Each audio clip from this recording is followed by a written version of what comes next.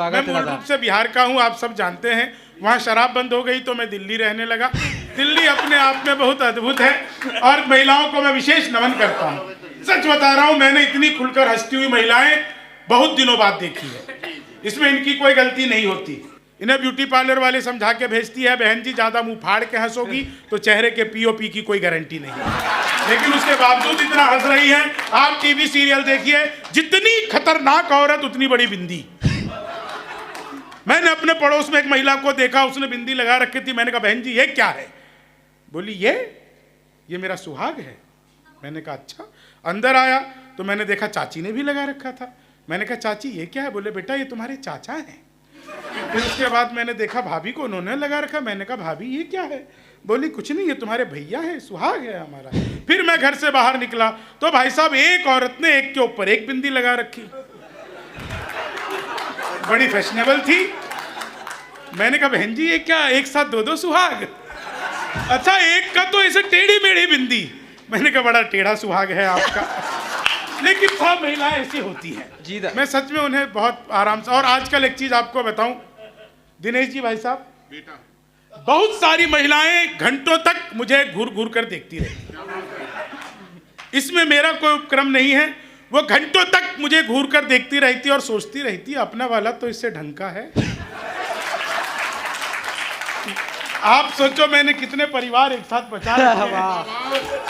तो अपना तो मामला बिल्कुल अद्भुत है। ये बढ़िया ये कितने को पहना होगे एक ही?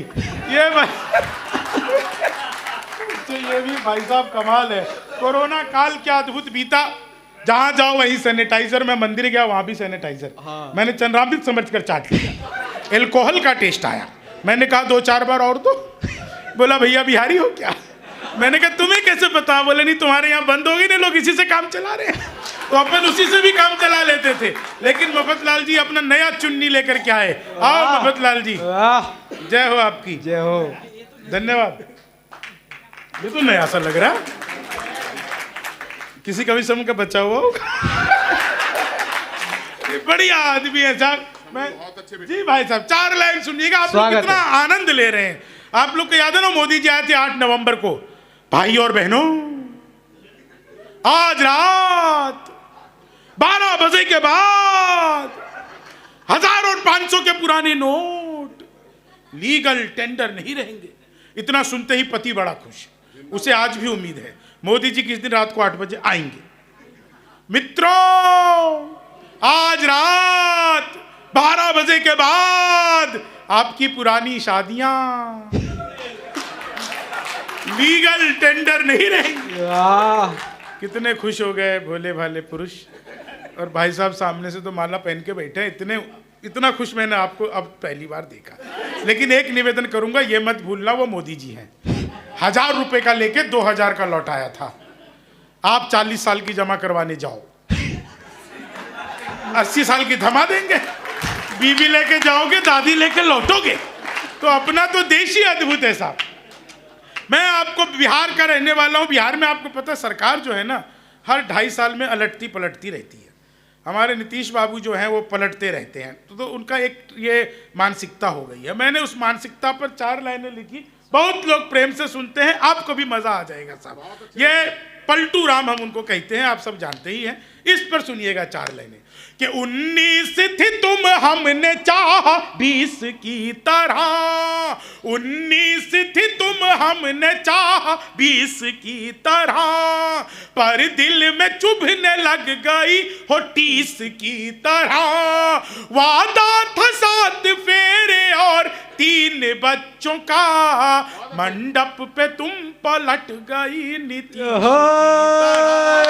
मंडप पे तुम पलट गई, चीनी को जमा करके फिर से गन्ना बना दूं। मैं तो अद्भुत कवि हूँ। पहला शेर सुनो। मैं तो अद्भुत कवि हूँ। क्लास में अध्यापक है, बोले कौन बेवकूफ पे खड़ा हो जाए, तो मैं ही खड़ा हो गया। बोले तुम बेवकूफ हो। मैंने कहा नहीं सर, आप अकेले खड़े अच्छे नहीं लगते। चीनी को जमा करके फिर संस्कृत के अध्यापक आ गए। बोले तमसो माँ ज्योतिर्गमय, इसका हिंदी में अनुवाद करो। मैंने किया, माँ तू सो जा, मैं ज्योति के पास जा रहा हूँ। चीनी को जमा करके। संस्कृत वाले गए तो हिंदी क्या आ गया, बोले राहुल गांधी देश के प्रधानमंत्री बनेंगे, इसमें कौन सा अलंकार है? मैंने कहा असंभव अलंकार है। चीनी को, मोदी जी गए थे नासा, वैज्ञानिकों ने 2 मिसाइलें पकड़ा दी। मोदी जी ने पूछा इन मिसाइलों का मैं क्या करूंगा? वैज्ञानिक बोले सर आपको तो आदत है, फेंक देना। चीनी को जमा करके। हिंदी वाले फिर आ गए, बोले आमंत्रण और निमंत्रण में फर्क बताओ। मैंने कहा जो निमंत्रण नीम के पेड़ के नीचे से दिया जाता है उसे निमंत्रण कहते हैं, जो आम के पेड़ के नीचे से दिया जाता है उसे आमंत्रण कहते हैं। चीनी को जमा। हिंदी वाले गए ही नहीं, बोला लड़की में बड़ी की मात्रा आएगी कि छोटी की? मैंने कहा पहले लड़की दिखाओ। लड़की बड़ी हुई तो बड़ी की, छोटी हुई तो भी बड़ी की, अपन को तो लड़की देखने से मतलब। चीनी को जमा करके फिर से, चीनी को, भाई साहब ये इस पे तो आपको मजा आ जाएगा। हिंदी वाले ने फिर पूछ लिया, बोले माल्यार्पण किसे कहते हैं? मैंने कहा जब सरकार हमारी सारी संपत्ति इकट्ठा करके माल्या को अर्पित कर दे तो उसे माल्यार्पण कहते हैं। चीनी को जमा करके फिर से। गणित वाले आ गए, बोले मैंने तुम्हारे पिताजी को 2000 रुपये 6% ब्याज पर 10 दिन के लिए दे, तो 10 दिन बाद कितना लौटाएंगे? मैंने कहा वो नहीं लौटाएंगे। बोले क्यों, तुम्हारे पिताजी गणित नहीं जानते? मैंने कहा जी आप मेरे पिताजी को नहीं जानते, आज तक एक का नहीं लौटाया। चीनी को गणित वाले ने फिर पूछ लिया, बोले दशमलव किसे कहते हैं? मैंने कहा जब लगातार 10वीं बार लब हो जाए तो उसे दशमलव कहते हैं। चीनी को जमा। गणित वाले ने फिर पूछ लिया, बोले x की वैल्यू बताओ। मैंने कहा जो हमें छोड़कर चली गई, हमारी नजरों में उसकी कोई वैल्यू नहीं है। चीनी को जमा करके। बनवारी लाल जी आपको तो x की वैल्यू पता होगी, आपको तो डबल x की भी पता हो सकती है। चीनी को जमा। महिलाओं को सचमुच प्रणाम करता हूं। आप लोगों ने सुना होगा कॉपी पेस्ट। इस कॉपी पेस्ट का आविष्कार हिंदुस्तान में हुआ और यहाँ की महिलाओं ने किया। वो नीचे वाले होठों पर लिपस्टिक लगाती है, ऊपर पप पप पप पप पप करती है, हो जाता है कॉपी पेस्ट। चीनी को जमा करके। मैं तो ट्रेन में आ रहा था, बीच वाली बर्थ पे सो रहा था, ऊपर पे 30-40, नीचे पे 80-90। तो 30-40 ने 80-90 से पूछा, बोली बहन तेरी उम्र क्या है? 80-90 बोली 38-40। अब उसने उससे पूछ लिया तेरी क्या है? बोली होगी कि 18-20। मैं तो 20 के बरस से धड़ाम से नीचे गिरा। बोली भाई साहब क्या कर रहे हो? मैंने कहा जी पैदा होने की कोशिश। चीनी को जमा करके फिर से गन्ना। मैंने तो बचपन में पिताजी से कह दिया था पिताजी लव मैरिज करूंगा। बोले बेटा लव मैरिज ही कर लियो, शक्ल दिखा के तो होगी नहीं। चीनी को। अच्छा एक आप लोगों के लिए स्पेशल, आगरा जब भी आता हूँ कुछ स्पेशल लाता हूँ। एक आप लोगों के लिए स्पेशल। मेरे घर के सामने एक लड़की रोज नागिन डांस करती थी। एक दिन मैंने कहा कभी डस भी लो। चीनी को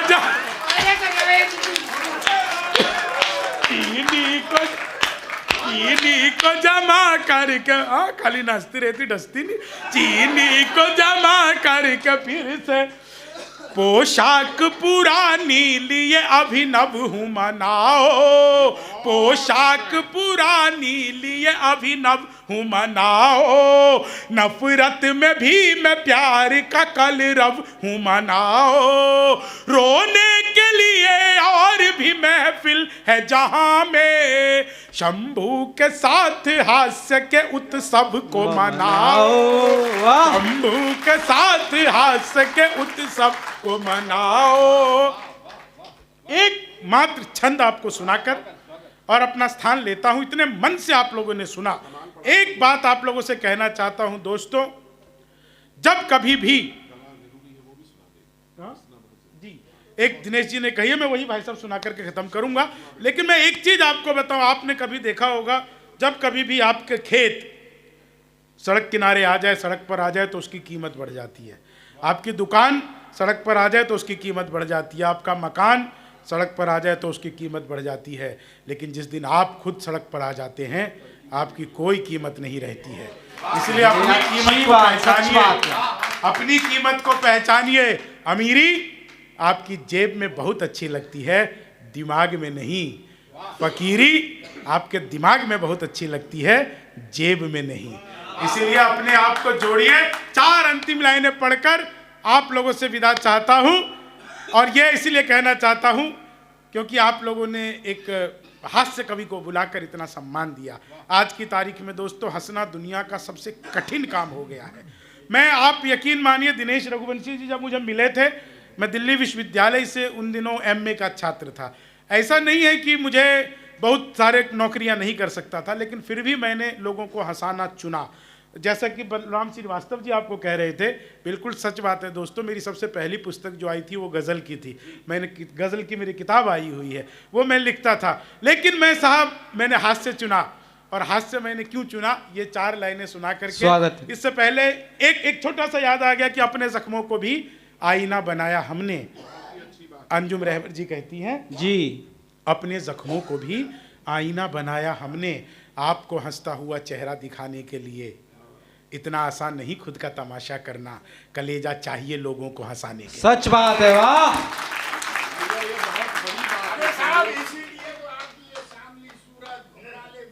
बस इससे आगे मत बढ़ना। मैंने खाली बाल बड़े किए हैं, बाकी सारी व्यवस्था वैसे ही है। इससे आगे मत बढ़ना। 4 लाइन सुनना। आपको क्या लगा मैं प्रवचन देने लग गया तो तीर कमान भूल गया? बाबा जी आप भी कैसी बात करते हो। 4 लाइन सुनना आती कि मित्र मिले हम 4, एक बोला सुन यार। यहाँ पे बहुत सारा यूथ बैठा हुआ है दोस्तों। एक बार ना आप लोग हल्का सा एक बार आप लोग मेरी तरफ देखिएगा। मैं आपको बस ये बताना चाह रहा हूँ, आप अगर देखेंगे ना तो आपको लगेगा कि बिल्कुल सामान्य कद काठी का, जो आपको कहीं भी राह चलते हुए इस तरह के व्यक्ति दिख जाएंगे। बस मुझ में एक ही चीज़ खास है कि मुझे अपने आप पर विश्वास है, इसलिए मेरे सामने जितने लोग हैं ना, मेरे कहने पर तालियां बजाते हो, हंसते हो, गाते हो। आपको अपने ऊपर विश्वास हो गया तो सारी दुनिया आपके ऊपर विश्वास करेगी।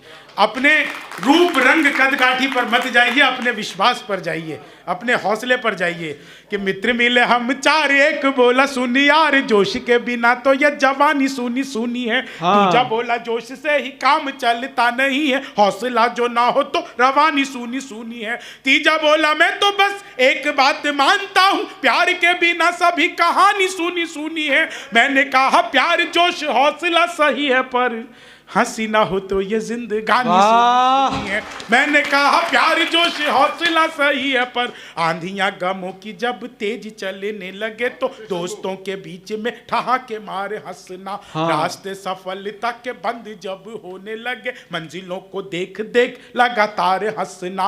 अपने पराए जब रूठ जाए तुझसे तो खुद से लिपट कर बार बार हंसना। बात मेरी एक गांठ बांध रख ले तू प्यारे, सैकड़ों दुखों की दवा एक बार हंसना। बात मेरी एक गांठ बांध रख ले तू प्यारे। कहाँ चल दिए बाबा, ये जाने की उम्र तो नहीं है। नहीं, आपकी क्या चिंता करना। एक खैर 4 लाइन अंतिम सुनाता हूँ, और इसलिए क्योंकि आप लोग कविता के मर्मज्ञ लोग हैं। ये लाइन मैं बहुत कम जगह सुनाता हूँ, और इन 4 लाइनों के साथ अपना मैं स्थान लूंगा। हम ये सुन रहे हैं दिनेश जी, पिछले कई सालों से विकास हो रहा है, सरकार किसी की भी हो, विकास हो रहा है, विकास हो रहा है। आपको लगे कि एक कवि ने, बनवारी लाल जी एक कवि ने एक बेहतरीन लाइन पढ़ दी हो, मफत लाल जी एक कवि ने एक लाइन कह दी हो, आप तमाम लोग, तिवारी जी, बाकी लोगों के नाम से परिचित नहीं हो, लेकिन सभी लोग, एक कवि ने एक बात कह दी हो, तो आप लोग की विदाई की तालियां जी। स्वागत है ईशान, पहली बार सुना रहा हूं मैं आगरा में, ये मैंने कभी सुना। स्वागत है दादा, हमारा स्वागत। कि कुर्सी का कमाल राजनीति के दलाल डाल, रोशनी पे जाल मोटा माल चरते रहे। कुर्सी का कमाल राजनीति के दलाल डाल, रोशनी पे जाल मोटा माल चरते रहे। झूठे मूठे वायदों की मीठी मीठी गोलियों से जनता के धन से तिजोरी भरते रहे। एक और इनके गोदामों में अनाज भरे, दूसरी ओर भूखे प्यासे लोग मरते रहे। खुद के विकास को ही देश का विकास मान, नेतागण अपना विकास करते रहे। खुद के विकास को ही देश का विकास मान। आभार, धन्यवाद, जय हिंद। अभी हमने ऑपरेशन सिंदूर कर दिया, पाकिस्तान पे एयर स्ट्राइक कर दी। मोदी जी ने ऑपरेशन सिंदूर कर दिया पाकिस्तान के ऊपर। अब क्या है कमल जी, अपन जिस जगह सिंदूर लगाते हैं तो वो जगह फिर अपनी हो जाती। अब मोदी जी ने पाकिस्तान पे सिंदूर लगाया तो पाकिस्तान अपना हो गया था। पर वो मोदी जी की पुरानी आदत है सिंदूर लगा के छोड़ने की। क्या बात है।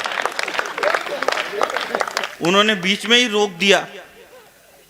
वो अमेरिका का आ गया था एक बुरा बंदर बीच में। मैं पाकिस्तान की इतनी टेंशन नहीं पालता भाई साहब। मैंने तो मेरे कुत्ते का नाम पाकिस्तान धर रखा है। जब भी मन में आती है उसी के 2 लात देता हूं, मस्त रहता हूं, कौन टेंशन पाले। उधर पाकिस्तान कश्मीर पे हमला करता है, इधर मैं अपने कुत्ते का रावलपिंडी लाल कर देता हूं। अब ये जो कवि पीछे है ना, ये राहुल जी के खिलाफ बहुत कुछ बोलते हैं, बेचारे की इज्जत ही नहीं करते। नहीं बोलना चाहिए आप लोगों को राहुल गांधी के खिलाफ, किसी को भी नहीं बोलना चाहिए, क्योंकि राहुल गांधी हम हास्य कवियों के कुल देवता है।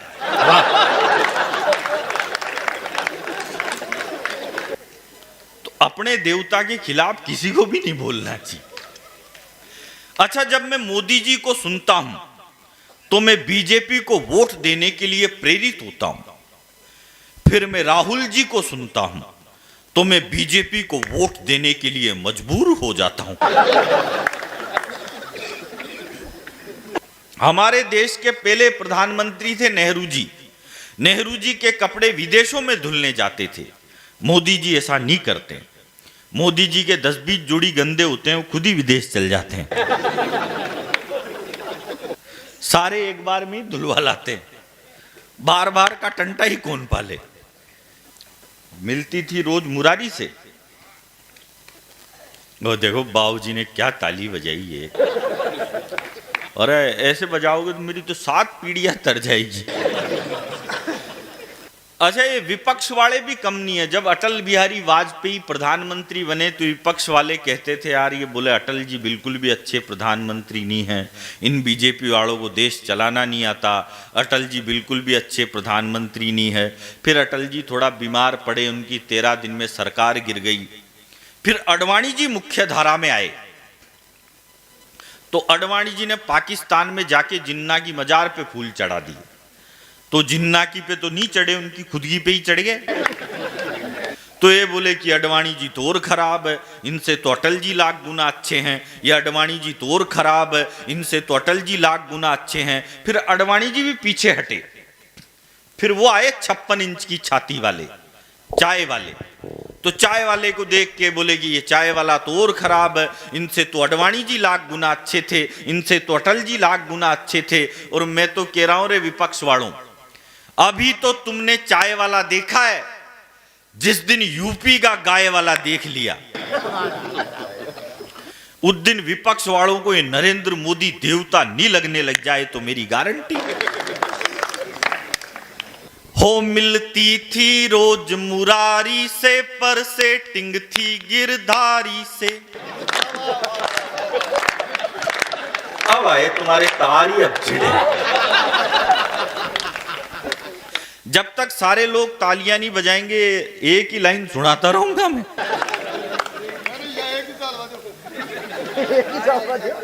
ओ मिलती थी रोज मुरारी से, पर सेटिंग थी गिरधारी से।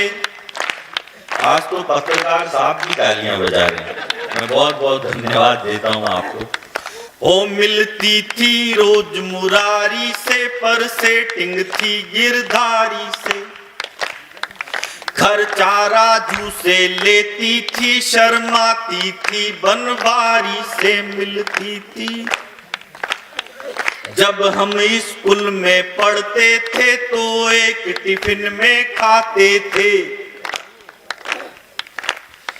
हम सूखी रोटी लाते थे, पर घी का भोग लगाते थे। अब रास्ते में मिलती है तो आहें भर के रह जाते हैं। और उसके 2-2 बच्चे मुझको मामा जी कह जाते हैं। वो हो गई पूनम ढिल्लो सी। अब तालियां किया। वो हो गई पूनम ढिल्लो सी, हम रह गए अटल बिहारी से मिलती थी रोज मुझे। फिर प्यार में डूब के मरने को पानी भर चुल्लू मिला मुझे, उसकी शादी हो गई और बाबा जी का ठुल्लू मिला मुझे। हम कभी कभी उस लड़की की इस हरकत से डर जाते हैं। क्या बात है। वो कसम बाप की खाती है तो चाचा जी मर जाते हैं। वो कसम बाप की खाती है तो चाचा जी मर जाते हैं। उसका कैरेक्टर मिलता है दिल्ली के एक तिवारी से, मिलती थी रोज मुरा। अच्छा, हमारे पड़ोस में एक लड़का है, वो लड़का थोड़ा अटक अटक के बोलता है। अब एक दिन वो मेरे पास आ गया, बोला भाई साहब। मैंने कहा क्या हो गया? बोला भाई साहब गजब हो गया। मैंने कहा क्या हो गया? और अब बोला भाई साहब अभी अभी अक्षय कुमार की नई पिक्चर लग रही है थिएटर में, जोली LLB 3, वही देख के आ रहा हूं। आप बोलो तो आपको ये स्टोरी सुनाऊं? अब उसने मेरे को स्टोरी सुनाई। 3 दिन तक तो उसका इंटरवल ही नहीं आया। एक दिन वो एक दुकान पे चल गया, उसने दुकानदार से कहा, बोला भाई साहब कोई काम धंधा हो तो बताओ। दुकानदार ने उसको 10 महाभारत दी, बोला जा इनको बेच के आ। वो गया और 5 मिनट में 10 महाभारत बेच के आ गया। फिर बोला भाई साहब ये तो यूं ही बिक गई, थोड़ी ज्यादा दो। दुकानदार ने उसको 50 महाभारत दी, वो फिर 1 घंटे में बेच के आ गया। फिर बोला भाई साहब इतनी कम से मेरा पड़ता नहीं आएगा, थोड़ी ग्रोथ बढ़ाओ। दुकानदार ने अब की बार उसको 500 महाभारत दी, वो फिर 2.5-3 घंटे में बेच के आ गया। तो दुकानदार का दिमाग खराब हो गया, बोले ये 500 महाभारत बेचने में आदमी को पूरी जिंदगी लग जाए तो नहीं बिकती, तू जाता है घंटे 2 घंटे में कैसे बेच के आता है? तो बोला भाई साहब इसमें करना क्या है? घर घर जाता हूं, दरवाजा खटखटाता हूं और कहता हूं कि खरीद रहे हो कि पढ़ के सुनाऊं।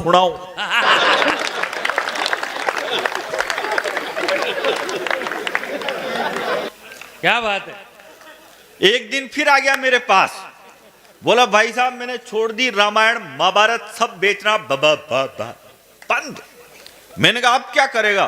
बोला भाई साहब अब तो मेरी नई नौकरी लगी। मैंने कहा नई नौकरी किस में लगी रे तेरी? बोला भाई साहब मेरी नई नौकरी रेलवे में लगी। मैंने कहा रेलवे में किस चीज की नौकरी लगी तेरी? बोला भाई साहब रेलवे में मेरी ये अनाउंसमेंट करने की नौकरी लगी। अनाउंसमेंट। अब उसने अनाउंसमेंट किया, बोला राजधानी एक्सप्रेस प्लेटफॉर्म नंबर 3 पे आई थी, वापिस गई।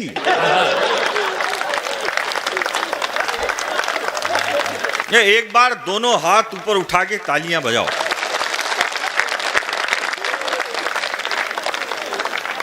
थोड़े दिन बाद उसने अपने 20 दोस्तों के साथ एक ऑफिस खोला 20वें फ्लोर पे। अब उसमें लिफ्ट नहीं थी। अब पहले ही दिन इनॉग्रेशन करने के लिए जाना। अब जैसे ही उनने गाड़ी पार्क करी तो पार्क करते ही वो बोला और ऊपर बाद में चलना, पहले मेरी बात सुनो। अरे बोला तू बहुत देर लगाएगा, 20 फ्लोर चढ़ने यार, लिफ्ट भी नहीं है। तो 2-4 फ्लोर चढ़ गए। वो फिर बोला अरे बाद में बोला। फिर 10 फ्लोर चढ़ गए। वो फिर बोला अरे मेरी बात सुन तो ले लो। अरे बोला बाद में बोलना यार, 20 फ्लोर चढ़ने हैं। फिर 20 फ्लोर चढ़ गए। तो सबने हाँफते हाँफते पूछा उससे, बोला भाई बता तू क्या बोल रहा था? बोला मैं तो ये बोल रहा था कि ऑफिस के ताले की चाबी तो नीचे कार में ही रह गई। हाँ। क्या बात है? थोड़े दिन बाद वो क्रिकेट का मैच खेलने चला गया और क्रिकेट का मैच खेलने गया तो अंपायर ने उसके सामने सिक्का उछाला, बोला मांग, हेड मांगेगा कि टेल मांगेगा? अब सिक्का आसमान में। आज यही उसके तो जो आ गया जो ही असल है। क्या बात है? मैं तो एक बार तेल हाथ में लिया तो मलना भूल गया, वाह। सड़क पर खड़ा हुआ तो चलना भूल गया, कपड़ों पर चाय गिर गई तो दाग हटाना भूल गया, एक लड़की ने आंख मारी तो उसे पटाना भूल गया, वाह। छत पर गीले कपड़े सुखाने गया तो मेरा दिमाग भटक गया, कपड़े तो मैंने जमीन पे पटक दिए और खुद तार पे लटक गया। वाह। तो भूल जाते हैं, इसमें कोई बात नहीं है। अरे देख, मेहनत करनी पड़ती है। स्वागत। बादाम खाया कर, तेरी भी याददाश्त तेज होगी, और बादाम नहीं खाए तो फिर ठोकर खा, उससे और तेज होगी। मेरे को अभी पिछले दिनों दिल्ली से मथुरा जाना था, तो मैं दिल्ली से मथुरा जाने के लिए ट्रेन में बैठा। अब आप जानते हो सर, सबसे ज्यादा रिश्तेदारी अगर कहीं होती है तो ट्रेन में ही होती है। हाँ। तो बहुत सारे आगे मेरे पास, मैं थोड़ा फेमस भी हूं ना, तो बहुत सारे आगे, बोले भाई साहब कहाँ जा रहे हो? अरे मथुरा जा रहा हूँ बांके बिहारी जी के दर्शन करने के लिए। बोला बहुत अच्छे, लेकिन एक दिक्कत होगी भाई साहब। मैंने कहा क्या दिक्कत हो गई? बोला भाई साहब आप गलत ट्रेन में बैठ गए, ये राजधानी एक्सप्रेस है, इसका स्टॉप ही नहीं है मथुरा में। मैंने कहा कहाँ है इसका स्टॉप? बोले ये डायरेक्ट अब सवाई माधोपुर रुकेगी, वहां से आप उतर के दूसरी ट्रेन में बैठ के फिर आना पड़ेगा। और मैंने कहा तो गड़बड़ हो गई यार। तो इतने में एक दूसरा ज्ञानी आ गया, अरे भला भाई साहब इनकी बातों में मत आओ, अभी मोदी जी ने रेलवे का काम छेड़ रखा है, तो ये ट्रेन मथुरा में नहीं रुकती है, लेकिन ये ट्रेन मथुरा में थोड़ी स्लो हो जाती है। तो जैसे ही ये ट्रेन मथुरा में थोड़ी स्लो हो तो आप एक काम करना, एक पांव बाहर निकालना और फिर कूदना, और कूदने के बाद थोड़ी स्पीड मेंटेन रखना। तो स्पीड मेंटेन रखोगे तो आप उतर जाओगे, आपकी चोट वोट नहीं लगेगी। अब जैसे ही मथुरा का स्टेशन आया तो 10-15 आगे मेरे को उतारने के लिए बोले भाई साहब कूदो। अब मैं कूदा, कूदने के बाद मैंने स्पीड बढ़ाई तो मेरी स्पीड थोड़ी सी ज्यादा फास्ट होगी, इतनी फास्ट हो गई कि मैं दौड़ते दौड़ते आगे वाले कोच तक पहुंच गया। तो आगे वाले कोच वालों ने मेरा हाथ पकड़ के मेरे को डिब्बे के अंदर खींच लिया।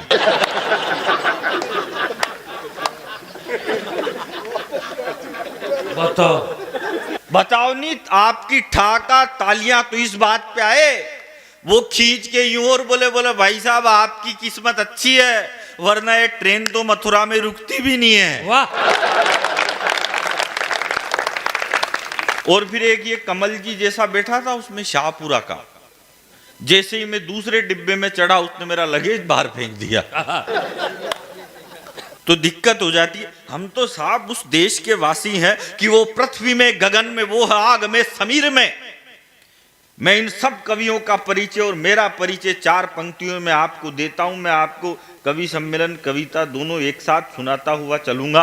वो पृथ्वी में, गगन में, वो है आग में, समीर में, गंगा की लहर लहर में, वही है नीर नीर में, कृपाण में, पिनाक में, त्रिशूल में, तुणीर में, वो छंद में, रुबाई में, वो सूर में, कबीर में, सजा लिया है पुष्प मैंने आरती के थाल का, मैं भक्त महाकाल का, मैं भक्त महाकाल का। याकूब मेनन को फांसी हुई तो इस देश का पढ़ा लिखा मीडिया बोला, वो बोला इलेक्ट्रॉनिक बोला, प्रिंट नहीं बोला। बोले याकूब मेनन को गलत फांसी पे लटका दिया, याकूब मेनन के साथ अन्याय हुआ। याकूब जब फांसी पे चढ़ रहा था तो उसको अंतिम समय में उसकी 17 साल की बेटी से नहीं मिलने दिया गया। ये बहुत दुखद बात है। ये कौन बोला? ये देश का पढ़ा लिखा इलेक्ट्रॉनिक मीडिया बोला। तो फिर उसके बाद मैं बोला। मैंने कहा एक बात बताओ रे चोटों, जो आदमी 22 साल से जेल में बंद है उसके 17 साल की बेटी कौन सी वेबसाइट से डाउनलोड करते हो यार? मैं सर दिल्ली से आया हूँ और यकीन मानिए इस 2024 का सबसे बेहतरीन कार्यक्रम कर रहा हूँ, जहाँ इतने बुजुर्ग लोग जिनका आशीर्वाद, जिनको हंसाने की नेमत मुझे मिली है। मैं यकीन मानिए जब मैं माता जी को हंसते हुए देख रहा था, यहाँ बाबू जी को हंसते हुए देख रहा था। बाबू साहब अगर आप ध्यान दोगे तो हेड गवार जी भी हमारे बीच में बैठे हुए। अरे बिल्कुल मूछे उन्हीं की तरह, हेड गवार जी की तरह, कसम से कह रहा हूँ। हाँ, अपनी एमपी की टिकट पक्की करवा लो आप यूपी से। और ये जो मैम बीच में बैठे बस थोड़े से काले बाल होते तो ये खुद इंदिरा गांधी लग रही थी। सच बतला रहा हूँ, मैं तो इतनी देर से देख ही रहा था आपके बीच में। दीपक जी बैठे हुए हैं। दीपक जी नमन करता हूँ आपको। आप देख ही रहे हो कितना बोलते हैं इनको, पर क्या मजाल जो 1000 भी बढ़ा दे इंसान। मफतलाल जी के बारे में मैं बतला दूं। अरे 2000 की बात की, सुनो ना दीपक जी की। हाँ जी, हाँ जी, हाँ जी। 2 घंटा लेट आयो कटेगा और पेमेंट। अरे आपने 2 कहा ना, मुझे 2000 सुनाई दिया था, मुझे 2 घंटे तो सुने ही नहीं। तो भाई साहब मैं एक बात बता दूं, गलती उसको मिलनी चाहिए, सजा उसको मिलनी चाहिए जो हमें लेके आया हो।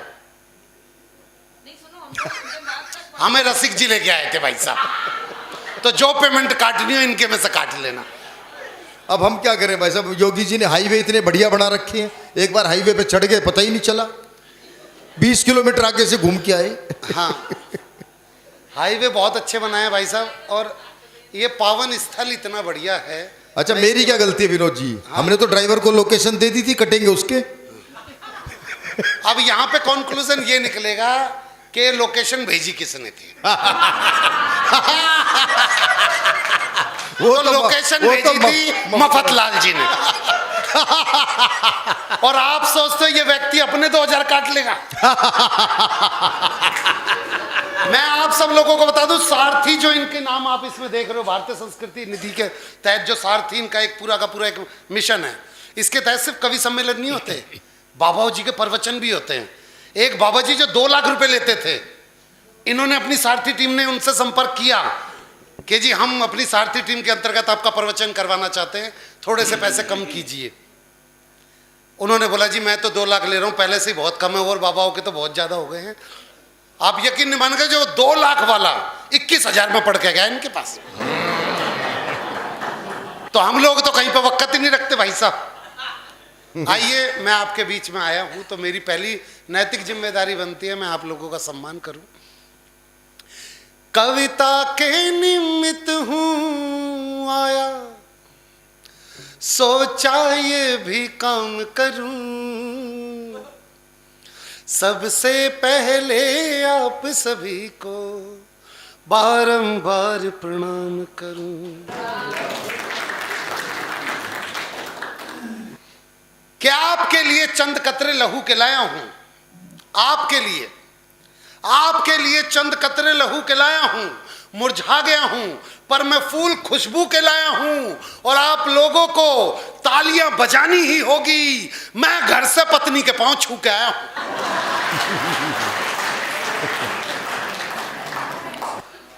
और ये उन्हीं लोगों ने ताली बजाई है जो मेरी तरह।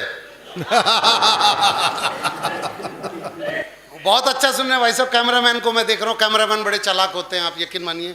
कोई पुरुष इनके पास पासपोर्ट साइज फोटो खिंचवाने चले जाए तो जैसे बैठेगा वैसे ही फोटो खींच देंगे, पर कोई महिला या लड़की पासपोर्ट साइज फोटो खिंचवाने चली जाए तो उसे छूने के बहाने यूं करने जरूर आएंगे। और ये वही महिलाएं ताली बजा रही है जिनको इस तरीके से कर रखा है इन्होंने। और देखिए ताली का क्या विज्ञान है। हम सब ने आपसे तालियां मांगी, पर ताली का विज्ञान क्या है कि सावन में जिस पेड़ पे घोंसला हो जाता है, पतझड़ में वही पेड़ खोखला हो जाता है। और हाथ पे हाथ रख के बैठने वालों, आपकी तालियों से किसी का हौसला हो जाता है। क्या बात है, वाह वाह वाह वाह वाह वाह वाह वाह।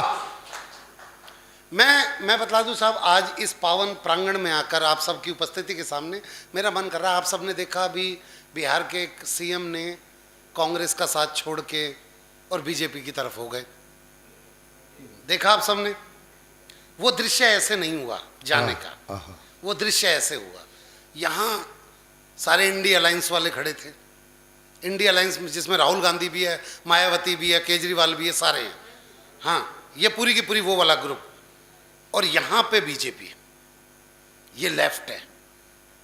लेफ्ट समझते हो बेटे? उल्टे हाथ से खाना नहीं खाना, बेटे उल्टे हाथ से पैसे नहीं देना, यानी कि उल्टा हाथ हमेशा से ही गलत था। और ये है बीजेपी, यानी कि सीधा हाथ। अब कांग्रेस से निकलकर नीतीश जी बीजेपी की तरफ जा रहे हैं, तो पहले राहुल गांधी ने गा के उसे रोकने की कोशिश की। अब जा तो रही है वो बीजेपी की तरफ, तो राहुल गांधी जी पहले निकल के आए ग्रुप में से। राहुल गांधी जी ने गाया, गिला तुम से नहीं कोई, मगर अफसोस थोड़ा है कि जिस मोदी ने मेरा मुंह काला करके छोड़ा, उसी मोदी से फिर रिश्ता क्यों अपना जोड़े जाते हो। बाकी सारे मेंबर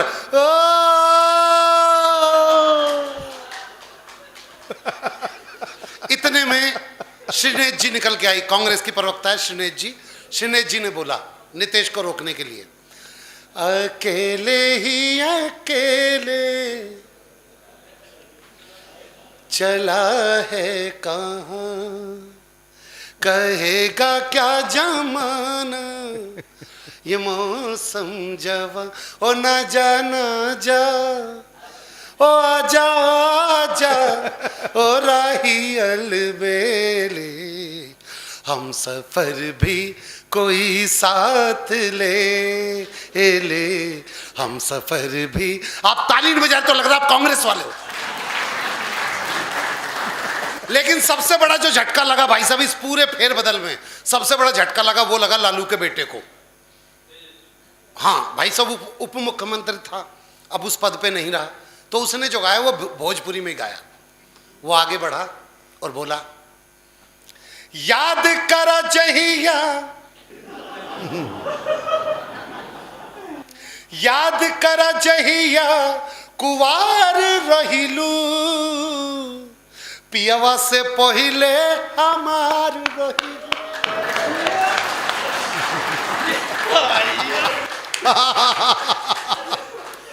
पर नीतीश जी तो किसी की सुन नहीं रहे, नीतीश जी तो बढ़ते जा रहे बीजेपी की तरफ। उन्होंने सिर्फ एक गाना गाया, उन सबको गाने के लिए नीतीश जी आगे बढ़ते हुए सिर्फ एक गाना गाया, ओ हो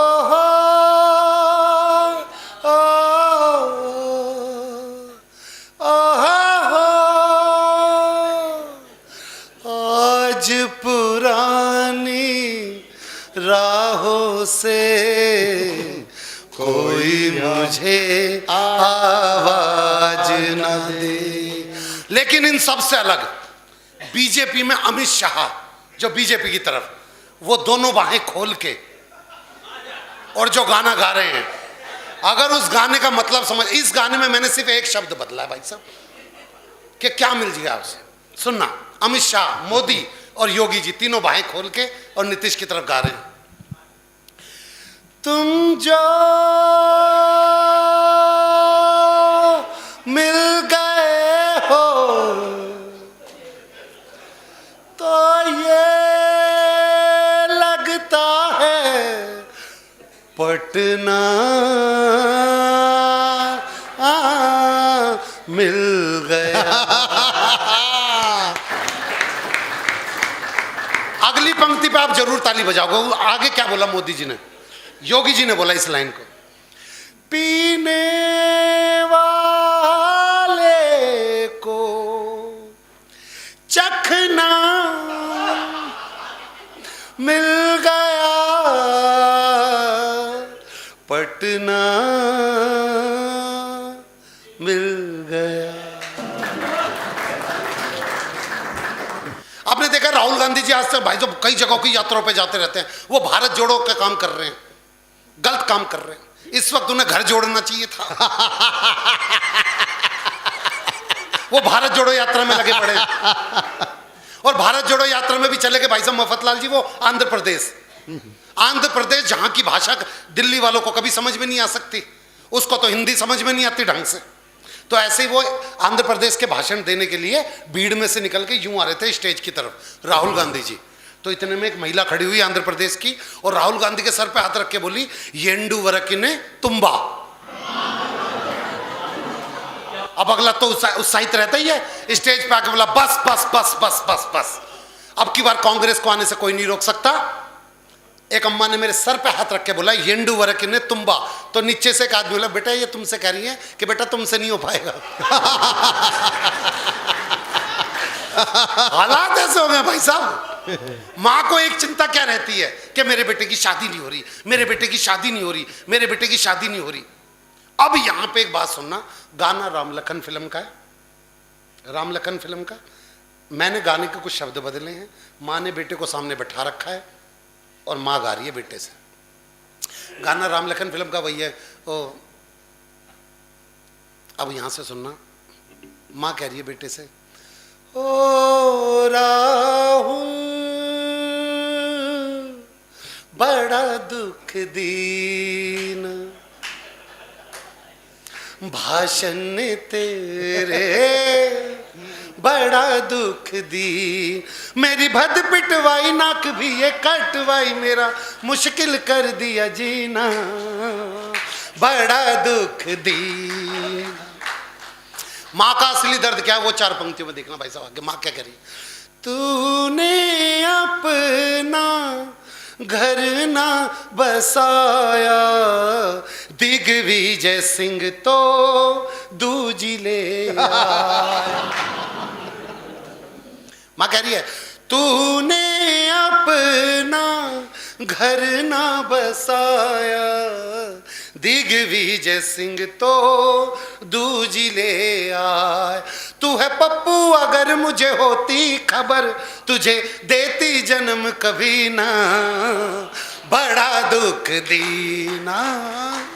बस बस भजन खत्म, तालियां बजा दी जाओ। ये राजनीतिक मंच पढ़ना था, लेकिन मैं अपने असली विधा पे आता हूँ। मैं बतला रहा था कि राजस्थान में गांव पड़ता है, उस गांव में ना जाने कितने कुएं, लेकिन एक कुआं ऐसा भी है भाई साहब जिसमें झुक के नाम लेने पे कुआं जवाब देता है। तो उस कुएं में भाई साहब, मैं जब हम वहाँ पे पहुंचे, मैं और रसिक गुप्ता जी, मैंने झुक के नाम लिया कुएं में कि विनोद पाल, तो कुएं में सवाज है विनोद पाल। रसिक जी ने अपना नाम लिया रसिक गुप्ता, तो कुएं में सवाज है रसिक गुप्ता। मैंने सोचा यार मैं मफतलाल अग्रवाल जी का नाम लेके देखता हूँ। मैंने इनका नाम लिया मफतलाल अग्रवाल, तो कुएं में से कोई आवाज नहीं आई। मुझे टेंशन होगी यार, इतना बड़ा व्यक्तित्व, इनका तो नाम आना चाहिए। अच्छे से अच्छा कभी भी इन्होंने कंपेमेंट में पढ़वा दिया, इनका तो पक्का नाम आना चाहिए।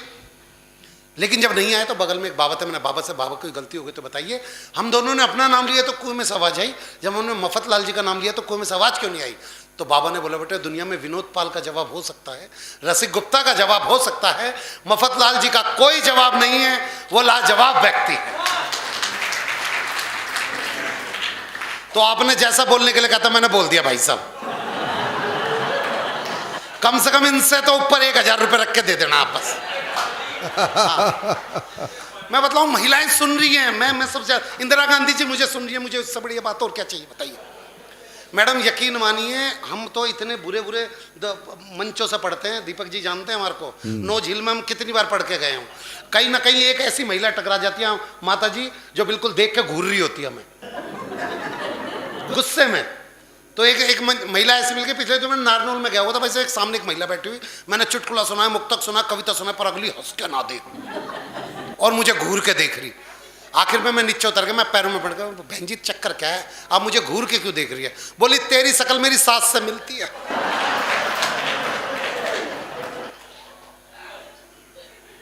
ये दिक्कतें हैं, मैं बतलाता हूँ, महिलाओं का यही है, मैं आपको बता दूं बाबूजी, महिलाओं का यही है, जब ये सास बनती है ना बहू अच्छी नहीं मिलती, जब बहू बनती है तो सास अच्छी नहीं मिलती, जब देवरानी बनती है तो जेठानी अच्छी नहीं मिलती, जब जेठानी मिलती है तो देवरानी अच्छी मिलती, जब नंद बनती है तो भाभी अच्छी नहीं मिलती, जब भाभी बनती है तो नंद अच्छी मिलती। बात रही पति की, वो तो आज तक किसी औरत को ढंका मिला ही नहीं। राधे, मैं बतला तो रहा हूं ना। वो हरिद्वार की तरफ 2 बसें जा रही थी, आगे वाली बस में सारी की सारी सास, पीछे वाली बस में सारी की सारी बहुएं। तो सास वाली बस खाई में गिर गई। देखो इनकी हंसी तो छुपाई नहीं छुप रही। अब तो बख्श दो, अब तो ऊपर पहुंच गई होगी वो। आपकी वाली को तो बस की भी जरूरत ना पड़ी होगी। तो सास वाली बस खाई में गिर गई। ये देख के बहू वाली बस में एक बहू ने रो रो के, हो मेरी सास, हो मेरी सास। सबने बोला हो तू तो बहुत प्यार करती थी। कह रही ना मेरी वाली तो आई ना। मैं बतला रहा हूं भाई साहब, ऐसा ही है। वो एक सास अपने पोते को खिला रही थी, हाय मेरा सूरज, हाय मेरा चंदा। इतने में चंदा जमीन पे जाके गिर गया। इतने में चंदा जमीन पर गिर गया। बहू ने बोला माता जी आज के बाद मेरे छोरे के हाथ मत लगा देना। भाई सास भी कति छठी हुई थी वृंदावन वाली। बोली ठीक है बहू, आज के बाद मैं तेरे छोरे के हाथ नहीं लगाऊंगी। और तू मेरा मफत लाल में छेड़ दिए। मैं बतला रहा हूं भाई साहब, यही चल रहा है आजकल। वो एक दादी बैठी हुई थी धूप में, इतने में पोता आया। करे दादी एक बार टैं बोल दो। दादी की समझ में, करे ले भाई टैं। करे हो गई तेरी बल्ले बल्ले हो जाएगी बल्ले। दादी ने हाथ पकड़ लिया, करे टैं क्यों बुलवा रहा है और बल्ले बल्ले का गाना क्यों गा रहा है। बोला अंदर मम्मी अपनी सहेली से कह रही थी। कह रही क्या कह रही थी, एक बार ये बुढ़िया बट टैं बोल जा, फिर तो हो गई तेरी बल्ले बल्ले और हो जाएगी बल्ले बल्ले। मैं बतला रहा हूं भाई साहब, हम जहां से आते हैं आप हमारे को समझो। हमारे संग कितनी बड़ी दिक्कतें चलती हैं। अच्छा मैं आपको यहां से एक दृश्य देना चाहता हूं भाई साहब, एक दृश्य देख लीजिएगा। ये दृश्य ज़्यादा जरूरी है। सारी माताएं और बहनें हैं। आप जब लड़की की विदाई होती है तो लड़की का मामा लड़की को गोद में उठा के डोली वाली कार तक छोड़ के आता है। दृश्य है, बिल्कुल याद है सबको जी।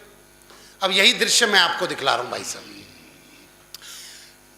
लड़की को, हाँ इंदिरा गांधी जी अपनी सेक्रेटरी को कुछ बोल रही हैं, पहले वो बोल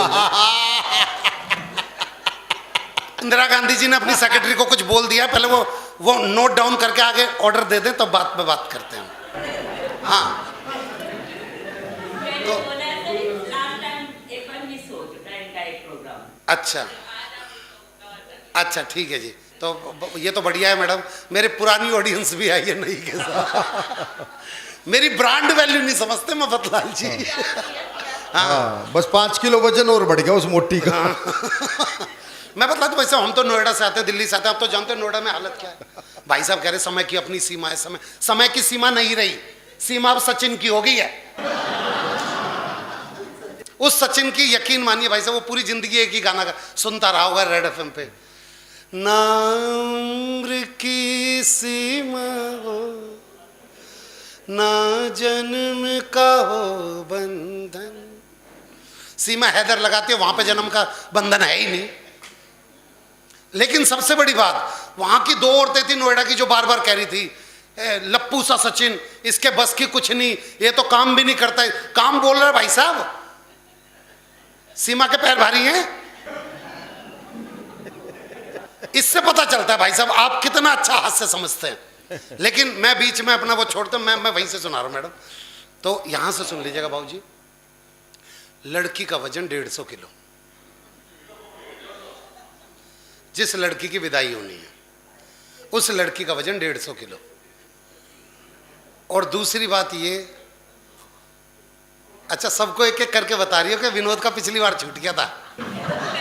आप एक बार बता ही दो, फिर मैं तभी स्टार्ट करूंगा ना। कोई ना, एक बार कर दो, आप कर दो।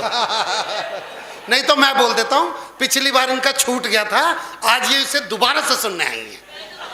All clear, all clear. अब आगे बढ़ते हैं। हाँ देखो, जैसे 150 लड़की को उठाने का आया, आदमी खिसक लिए सारे।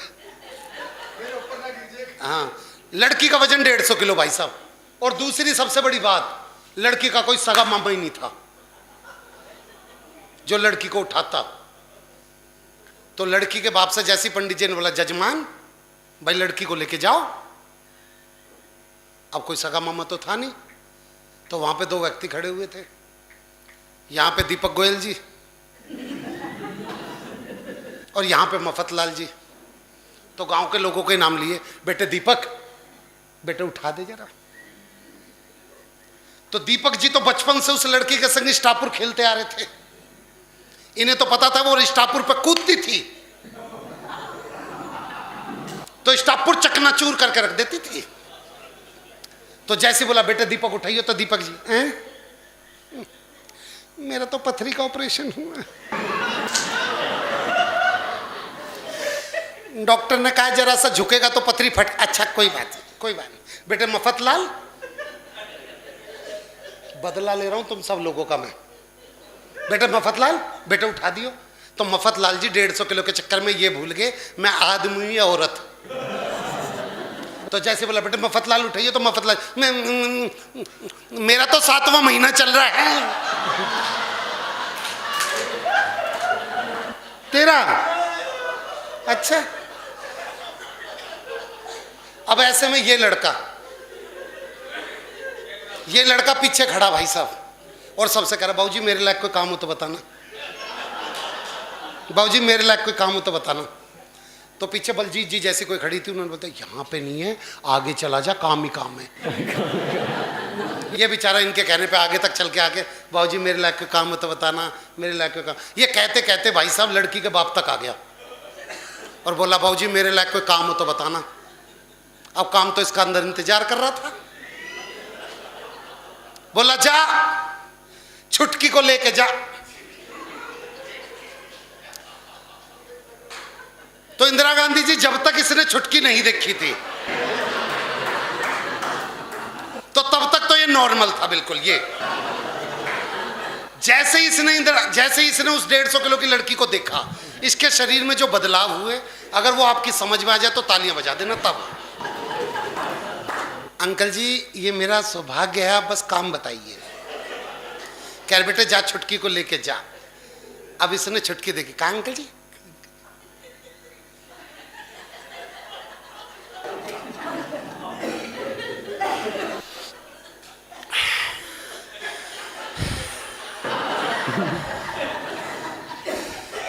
क्या करना अंकल जी?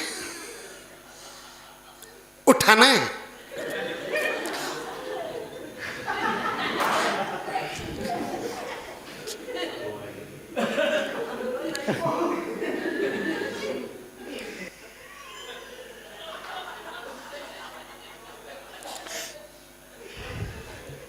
अंकल जी इसको उठाने में तो मैं उठ जाऊंगा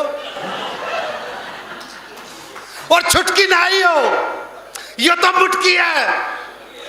पर सबने बोला नहीं बेटे देख अब तूने बोल दिया, अब तुझे उठानी पड़ेगी।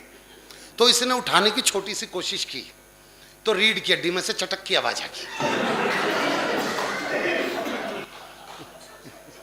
पर भाई साहब यकीन मानना, ये लड़का, ये जो पर्पल शर्ट में खड़ा है, जिसे ये अपनी औलाद मानने से मना कर रहा है, ये लड़का आया और इसने सुल्तान फिल्म का गाना गाया इसका कॉन्फिडेंस बढ़ाने के लिए कि मैं कोई गाना पढ़ देता हूं ओज का जिसे सुन के ये उठा दे। इसने गाना गाया, खून में तेरे मिट्टी, मिट्टी में तेरा खून, ऊपर अल्लाह नीचे धरती, बीच में तेरा जुनून। भाई साहब इसने लड़की उठा ली। पर यहां पे दृश्य नंबर 4, उस घर का आंगन इतना ही बड़ा था जितना यहां से लेके बाहर का गेट। यह आधे रास्ते तक ही लड़की को लेके गया था कि लड़की के मन में तभी फिर मां के प्रति प्यार जग गया। वो इसकी गोद से उतर के मम्मी कहती वापसी आ गई। लड़की का बाबू लज्जा ले क्या करे, ले क्या मतलब, आधे रास्ते तक तो ले आया था। कह रहा दोबारा से उठा। इसने दोबारा से उठाने की कोशिश की पर नहीं उठी। तब हमारी इंदिरा गांधी मैडम आई और इन्होंने मेरी जंग फिल्म का गाना गाया उसका कॉन्फिडेंस बढ़ाने के लिए। मैडम ने गाया, ओ आ आ ओ ओ ओ जाएंगे हम। अब इसकी आवाज है, मैडम ने कंप्लीट किया। जीत जाएंगे हम तू अगर संग है। अब इसका जिंदगी 2 कदम पे खत्म है। थोड़ा सा आगे बढ़ा, उस लड़की की बड़ी बहन जो कि 180 किलो की थी, उसने अपना 30 किलो का हाथ उसी कंधे पर रख दिया जिस पर पहले से 150 किलो पड़ा था, और हाथ रख के उसे शिक्षा दे रही है, देख ससुर को पिता की तरह देखियो, सास को माँ की तरह देखियो, नंद को बहन की तरह देखियो, और देवर को ये बोला तू लिख के दे दे, मैं गाड़ी में दे दूंगा।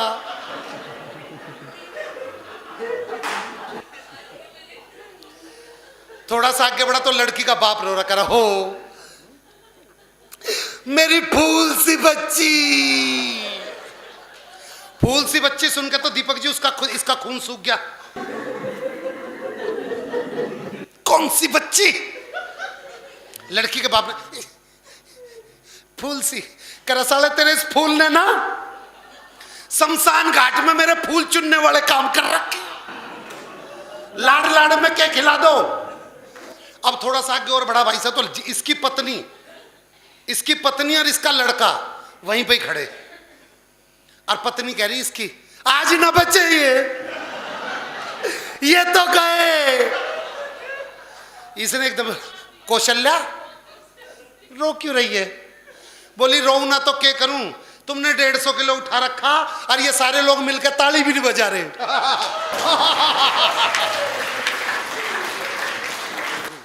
बोला चल ताली बजा दिया, बता रो क्यों रही है? कह रही रो ना तो क्या करूं, आज या तो ये विदा हो जाएगी या फिर मैं विधवा हो जाऊंगी, रोड़ा के है।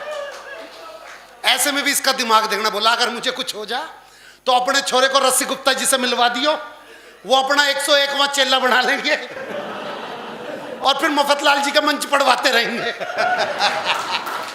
इससे कम से कम घर में राशन आता रहेगा। थोड़ा सा आगे बढ़ा तो लड़की की बुआ आ गई। लड़की की बुआ खुद इससे 2 किलो कम, इससे भी 2 किलो कम। उससे खड़े होकर रोया नहीं जा रहा लड़की की विदाई पे, तो वो जमीन पे लेट के इसके दोनों पैर पकड़ के और वहीं पे रो रही, कह रही मैं मर जाऊंगी, मैं अपनी बेटी को ना ले जाने दूं, मैंने हाथों से पाले, मैं ना ले जाने दूं, मैं मर जाऊंगी। वो बोला देख यो हाथ से छूट गई ना तो सच में दब के मर जाएगी। बुआ साइड में खड़ी होगी।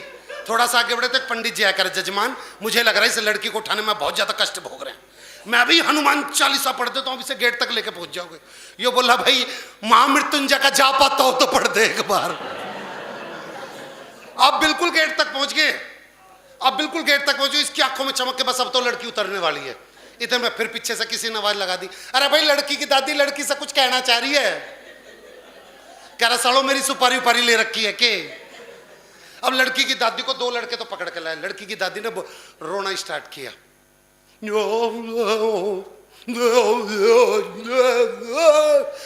कह रहा भैया ये तो ओपेरा सिंगर है। कह रहा भैया बुजुर्ग हो रहा था, सांस फूल रही है। कह रहा सालो किसी की सांस उखड़ भी तो रही है। अब दादी ने रोना स्टार्ट किया। पहले की दादियां एक लाइन बोल के लड़की विदा करा देती थी, हो मेरी चिड़िया उड़ गई रे। बोला किसी के तोते भी तो उड़ा रही है।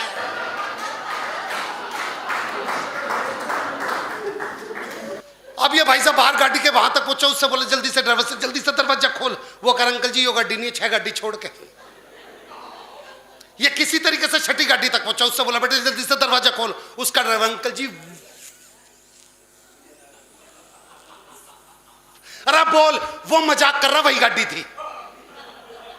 इसने लड़की को गाड़ी में जैसे बिठाया, गाड़ी का पिछला टायर पंचर।